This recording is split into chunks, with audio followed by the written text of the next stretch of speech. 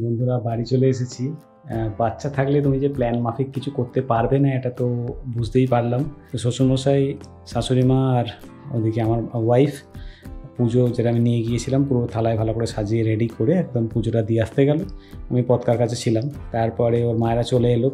আধ ঘন্টার মধ্যে কি 20-25 মিনিটের মধ্যে চলে এসেছে। তো দুধটা যেটা বলা ছিল সেটা ফ্রিজে রাখা ছিল, সেটাকে আবার গরম করে ওকে দেওয়া হলো। দুধটা খেতে খেতে আমার কোলে আমি খাওয়ালাম, কোলে নেতার মতো ঘুমিয়ে পড়লো। পরের বছর পথটা একটু বড় হবে, তোমারই সঙ্গে থাকো, অবশ্যই দেখাবো। সামনে আরও কিছু ইভেন্ট আছে, দেখা যাক পথকাকে নিয়ে যাওয়া যায় কি না। দেখো বন্ধুরা, ড্রেস ফ্রেস ছেড়ে নিয়েছি। আমার একটা শখের কথা তোমাদের হয়তো বলা হয়নি সেরকমভাবে। শখটা অনেক বেশি ছিল, প্রচুর পরিমাণে ছিল।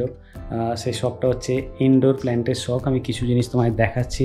এরকম হ্যাপাজার্ড রাখা আছে, তোমরা দেখে ভাববে হয়তো এটা কী ব্যাপার, এরকমভাবে কেন রাখা। সবটাই তোমাদের বলবো। এই ইনডোর প্ল্যান্ট আমার প্রচুর শখের। বট রয়েছে, এরেকা পাম রয়েছে, অ্যালোভেরা রয়েছে, অনেক রকমের। তারপর একটা বটের আস্তে আস্তে গুঁড়ি তৈরি হচ্ছে। টাইগার প্ল্যান্ট রয়েছে, এখানে দেখতে পাচ্ছ টাইগার প্ল্যান্ট। হরিনার প্ল্যান্ট যেরকম প্রায় মারা যেতে বসেছে, দেখা যাক রিভাইভ করা যায় কিনা। প্রচুর রয়েছে এরকম কিছু ইনডোর প্ল্যান্ট। আলোটা একটু কম, আমি তোমাদের একটু পরে ভালো করে দেখাচ্ছি। এই জলগুলোতে সাধারণত জল খুব কম লাগে বন্ধুরা। এই গাছগুলোর জল খুব একটা বেশি প্রয়োজন হয় না।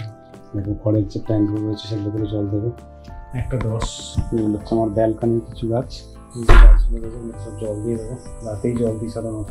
তো দেখলে বন্ধুরা, আমার রাতে ছোটোখাটো বন্ধুদের সঙ্গে কিরকম গল্প করলাম, মানে আমার প্রিয় গাছগুলোতে কেমন জল দিলাম। আজকের ব্লগ এখানেই শেষ করছি বন্ধুরা। দেখা হচ্ছে আবার কালকের নতুন ফ্রেশ ব্লগে।